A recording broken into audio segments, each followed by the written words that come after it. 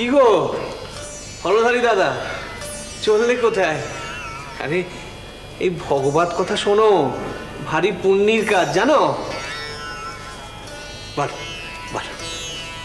আমি আর কি বলবো ঠাকুর, যা বলার তো তুমিই বলে দিলে। ওই যে বললে কৃষ্ণে প্রেম অর্পণই হচ্ছে শ্রেষ্ঠ প্রেম। তোমার সেই কথা ধরেই বলি ঠাকুর, সেই প্রেমানন্দই জগতের শ্রেষ্ঠ আনন্দ। তা সেই আনন্দ এই পৃথিবীতে সব থেকে বেশি কারা লাভ করেছে গো? ব্রজগোপিকারা আর শ্রীমতী রাধিকা। এই দেখো, এই দেখো, এই ভক্ত রসামৃত সিন্ধুর প্রথম শ্লোকটিতেই বলা হয়েছে, দেবী কৃষ্ণময়ী প্রক্ত রাধিকা সর্বসাধিকা সর্বলক্ষ্মী রূপী সর্বকান্তি সম্মোহনী পরা। বোঝাও বোঝাও, একটু বুঝিয়ে বলো, বুঝিয়ে বলো। বলতে চেয়েছেন সেই জন্যই শ্রীমতী রাধিকা সর্বাতিশয় সৌন্দর্যময়ী। বাহ্যে অন্তরে তিনি সদা সর্বদা কৃষ্ণ স্ফূর্তিমতী, তিনি সর্ব আরাধ্যা। লক্ষ্মীগণের তিনি মূল স্বরূপা এবং একমাত্র আকর। আবার আবার তিনি মদনমোহনকারিণী। শোনো, তারপর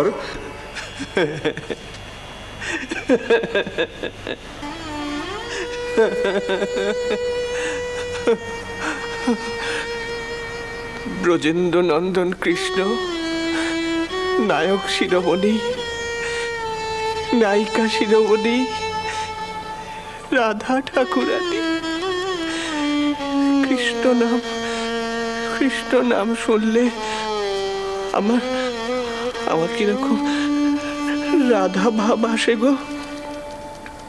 রাধা ভাবে কৃষ্ণ ভজনা না করলে কৃষ্ণকে পাবে কি?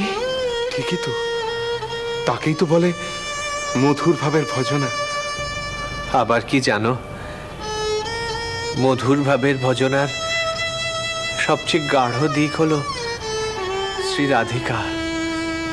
সেই যে যখন রাসলীলা চলছে, স্বয়ং শ্রীকৃষ্ণ গোপীদের সঙ্গে রাসলীলা করছেন, রাধা রাসমঞ্চ ছেড়ে চলে গেলেন মান করে।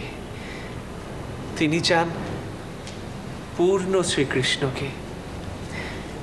ভগবান সমভাবে সকলের সঙ্গে লীলা করছেন, তিনি কি তা সইতে পারেন গো? সইতে কি পারেন?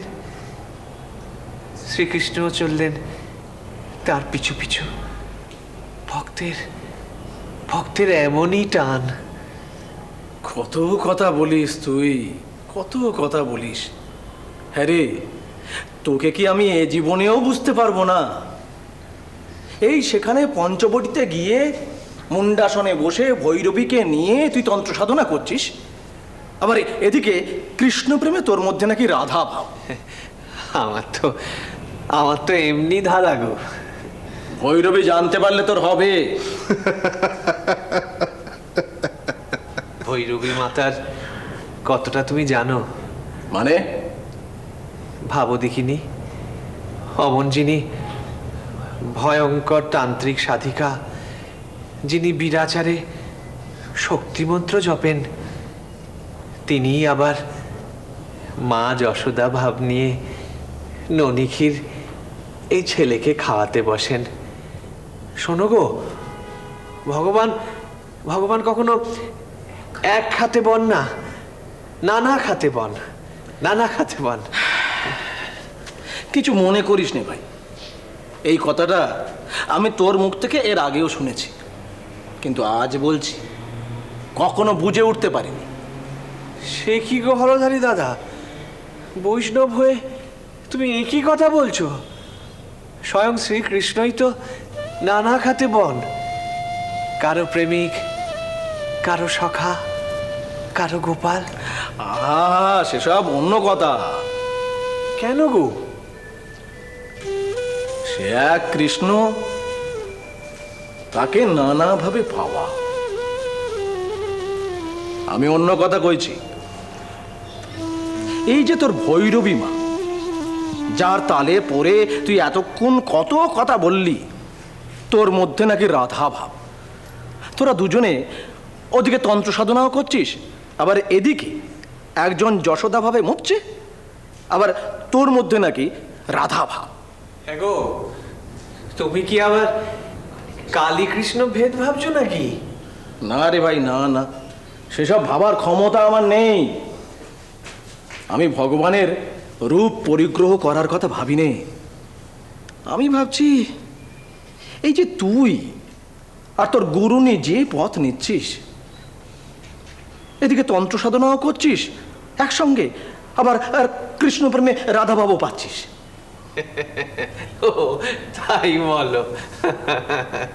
কি করে পারিস তুই জানিস। কি গো, কি গো বৈষ্ণব পণ্ডিত, কথা বলো।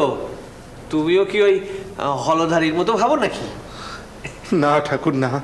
যাক বাবা, নিশ্চিন্ত হলাম গো, নিশ্চিন্ত হলাম। আমি আমি পাই গো, সত্যিই পাই। কৃষ্ণ নাম শুনলে আমি রাধাভাব পাই গো, রাধাভাব তো ঠাকুর, পাবেই তো। তুমি না পেলে আর কে পাবে? ভৈরবী সে তো প্রমাণ করে দিয়েছেন, তোমাকে শ্রী গৌরাঙ্গ রূপে আমাদের দেখিয়েছেন। ও মা, তাই? অন্তকৃষ্ণং বহির্গৌরং দর্শিতাঙ্গদি বৈভবম কলৌ সংকীর্তনাদৈশ্য চৈতন্যমস্রচিতা।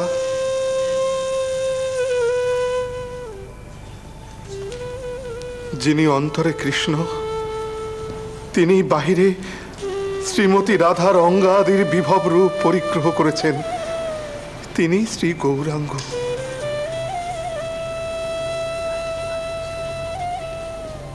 তাই তুমি রাধা কৃষ্ণের যুগল মূরতি,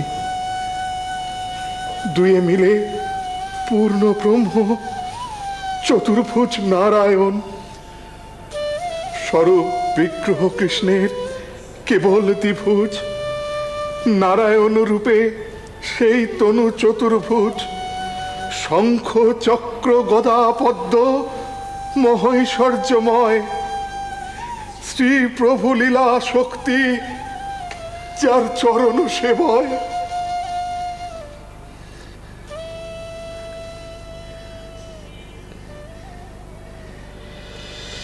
শ্রীরাম